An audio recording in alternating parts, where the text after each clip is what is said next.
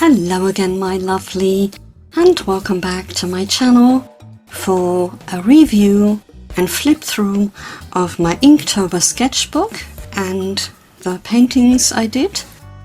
As you may know, I have renamed InkTober AqTober because I was trying to feature an endangered species each day for the prompt given by Jake Parker, and this is the outcome. So here I have the sketchbook that I received from ArtSnacks.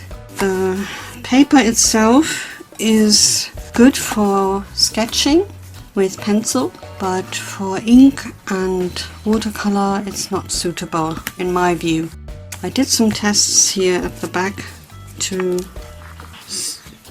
try out the different materials that we received, and I made a video about that, which I will link here, and it's also in the playlist for InkTober. But I decided to use different papers I still had, and I used up quite a few blocks, and also the Stonehenge paper that was included. So this was the first one. Actually it's called Stonehenge in German, and it's the Legion Lenox cotton paper, which I thought worked really well. It's 100% cotton, and it made the colors glow. Then I used this block once. The paper is a bit smaller, and it's 100% cotton as well from Clairefontaine. Then I used up this block, and that's a very old block from Hahnemühle, here with the old writing. And this one I didn't use. Then I used a sheet or two of this Clairefontaine paper. It's a cellulose cotton mix of some kind, and that's also very good. It's a bit rougher. And then the last paper I used was this Fabriano Artistico, 100% cotton pure white in cold press. So that's the paper selection. And here I'm showing you all the tools that I use. Basically, I did use some inks that were provided with the ArtSnacksBox, the black, and these from Marabou, they were provided, and these I still had, and so that's what I used as well for some of the artworks. Sorry.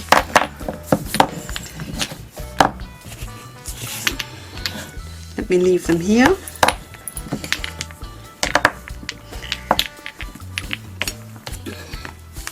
But I felt too limited, and so I wanted to use my watercolors, of course. So let's get started and go through it quite quickly.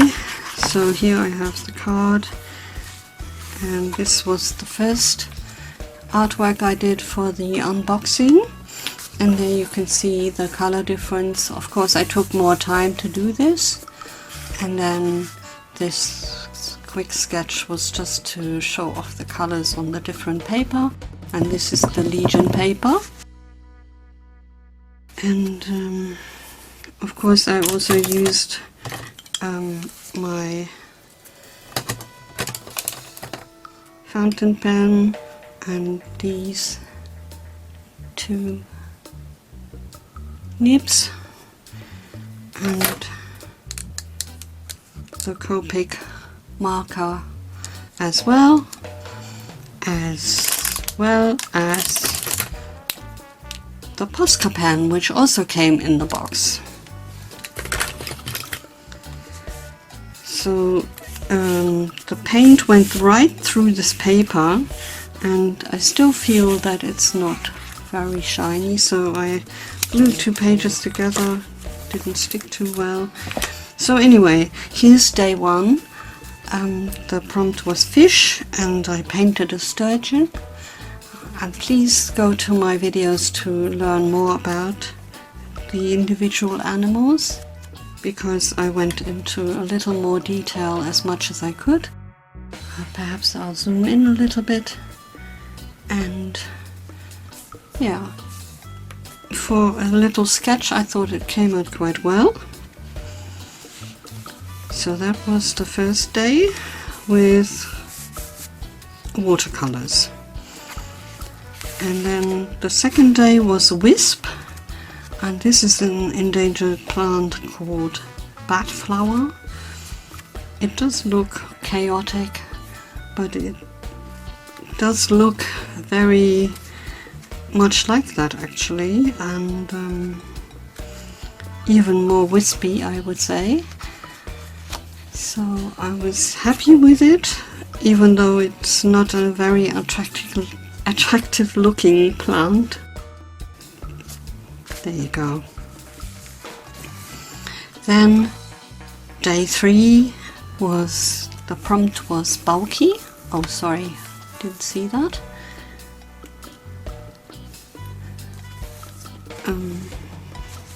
And I tried to write the headline with this pen.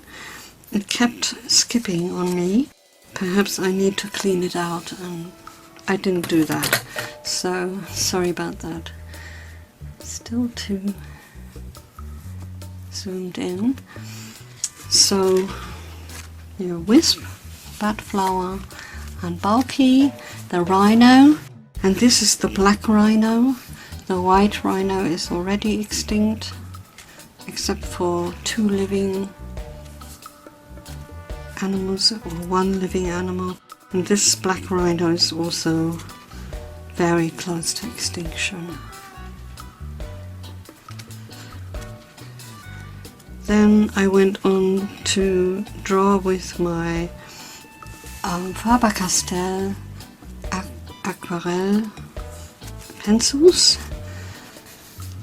They're called Albrecht Dürer, and watercolor. So the background is watercolor, and I used watercolor here as well. And yeah, the prompt is prey, and it's the lesser spotted eagle, which is home to Europe. Then I went on with watercolors for day 5. The prompt was blade, and of course the yucca tree has very sharp leaves that are like blades, and this one is supposed to be the Thompson's yucca tree, and it's endangered. Then on day 6 the prompt was rodent, and I drew the European hamster, which is endangered because of the loss of habitat, of course. I could have done more detail, but I had to leave it at some point because, of course, time. And yeah, it came out okay. Then on day 7 the prompt was fancy, and I fancied this 6-spot burnet. That's a moth, but it looks like a butterfly. It's also day active, so I used some metallic paints from Schminke on that. Then on day 8, teeth. This knife tooth sawfish. It came out quite cute, I thought. And of course it's endangered as well. Then on day 9 the prompt was throw. So I painted this blunt-leaved bog moss, which some of the mosses have the ability to pop open the seed capsule, so the seed pops out, and they throw it up in the air and there it gathers in a cloud, and so it has more momentum to move. Here, of course, I could have done a lot more with shading, which I didn't do, so this painting is, well, not my best. So day 10, hope, and I hope there's hope for the spiny seahorse, even though I think, yeah, there's not that much hope. But hope is not an endangered species, means, of course, that the hope dies last, as we say in German. Day 11. Oh, and by the way, I used some watercolor and I used the Marabou ink for this seahorse. Then back to the watercolors, and I use some granulating Mars Black for the wing and Mars Brown for the body of this Mauritian flying fox. The prompt was disease, and this is of course a connection to corona disease, which COVID-19 was supposed to be transmitted by bats. But this is not the bat. This is a different bat that is very endangered. And it's a larger one, and it looks more like a fox, which is why it's called a flying fox, I guess. So I thought it was quite cute, and I chose that for day 11. Then on day 12, the prompt was slippery, so I chose the Togo slippery frog, and I chose to paint it in the inks that I just showed from Liquitex. And of course the colors are not real, but who cares, it's just a drawing. So that's it for the frog. On day 13, the dune swall Daphne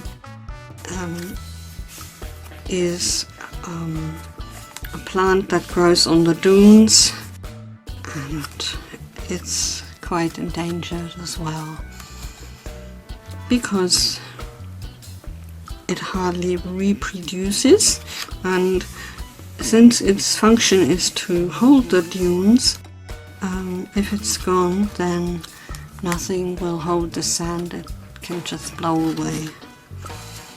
So that was for the prompt dune on day 13. Day 14, armor. So I chose the Chinese pangolin, which all pangolins are endangered, and I found this cute picture online which I kind of referenced.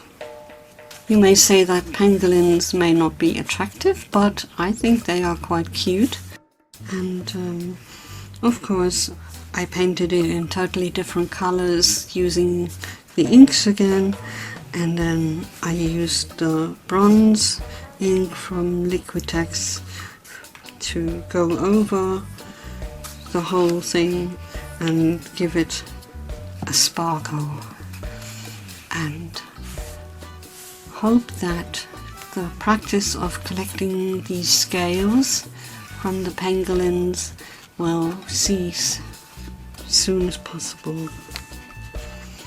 Then on day 15, the prompt was outpost, and I chose the piping plover for this because it lives in a nature reserve that is called the Outpost in the US, but it's still endangered. The conservation efforts are not as successful as hoped. On On day 16 I painted the confusing rocket frog for the prompt rocket, and this frog I tried to make it look realistic also with the bronze or gold paint, which I used the Schminke Metallics paint for that, along with the granulating colors for the background. It's a tiny frog and it's called confusing because it was confused with a different frog. And then the day 17, the prompt was storm, so I painted the storm's stalk, which is completely black apart from the neck and the eye area and the beak, of course. And so I used some metallic paints to depict the black feathers because they reflect in a shiny way, iridescent shiny way. What did I used some inks for that. Then on day 18 I painted a bobcat. That's not critically endangered, but it stands for a lot of animals that are caught in traps, and some of them who are endangered actually. But I thought the bobcat was so cute, I wanted to feature that. Then on day 19 the prompt was dizzy, and I painted a gold crest because I remember these gold crests crashing into my office window and then sitting on the floor being flustered for hours sometimes. Some even died, and this one is trying to recover. He looks kind of dazed and dizzy. Day 20, the prompt was coral, and I wish I had painted something different, but I featured this large coral, which is a flat organism that stands up in the sea and filters the water, and of course it houses a lot of tiny fish, and the coral is called Anella mollis.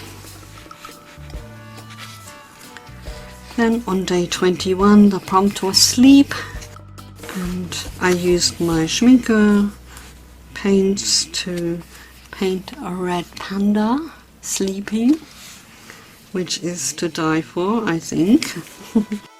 And then on day 22 I painted a brandywine tomato, which looks like a pumpkin really. It's almost the size of a pumpkin, of a Hokkaido pumpkin. Of course the prompt is chef, and chefs use a lot of tomatoes, and this one is endangered, unfortunately. There's a whole story and I posted some links about this, so I'm not going to go into that now. Just going on to day 23, and the prompt here was a rip. I wasn't sure if it was rest in peace or to rip, and so I featured the great white shark, which is known to bite off chunks and rip it off their prey. And of course it's also a very endangered species.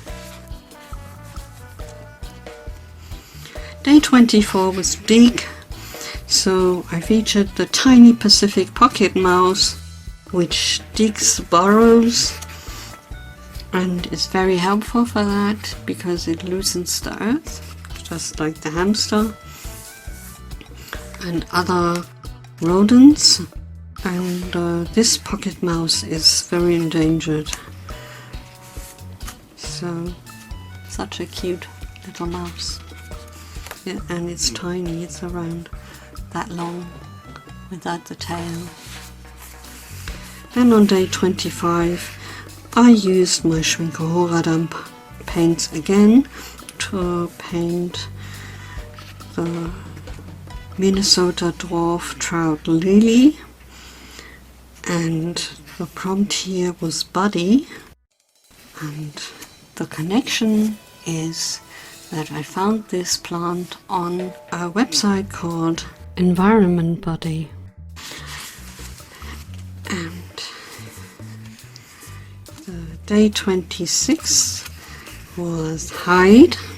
The prompt was hide, and I chose this animal because it hid for centuries in plain sight, because it was thought to belong to a different species, but due to genetic diagnosis they found out that this is its own genus, the East Sumatran banded longo, and tried to paint the black fur with a lot of perylene violet,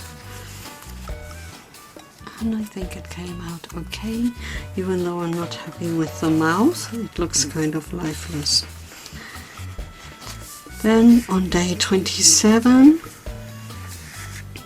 the prompt was music, so I chose the largest mammal on earth, which is the blue whale, which has its own type of music or song, they call it in the biologist language, and it has a variety of songs that we may not even hear, and that may not be picked up by our reading machines for sound, and it's very unknown so far as to what it means and so on.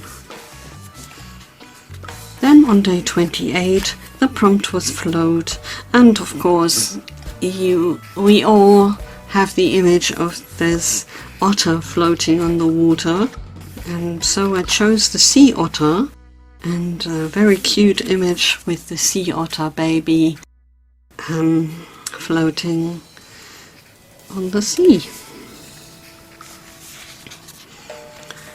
On day 29 the prompt was shoes, so the Siamese crocodile came up on my search for shoes, and the reason was that recently 400 of these Siamese crocodile babies were found and freed in China. They were imported probably from Indonesia, and they were there to be raised and later to be slaughtered and used for shoes and handbags. And of course now they are free. Thank goodness. On day 30 the prompt was ominous, and the most ominous news I have seen during this whole research was about the vaquita, which lives in the Gulf of California, which there are only 10 individuals living in the wild, and it's a dolphin, so it's a mammal, a sea mammal. And I thought that was the saddest story. They are very cute, and when you see them from the front and they have their mouth open, it looks like they're laughing, and it looks like it's smiling here as well, doesn't it? And then for the last day I chose a firefly for the prompt crawl, and the reason is that in a lot of the firefly species that there are many of, the females can only crawl, while it's called firefly. In German it's called Glühwürmchen, or also in English you can call it glowworm, which would be more appropriate for the females in those variants, I guess.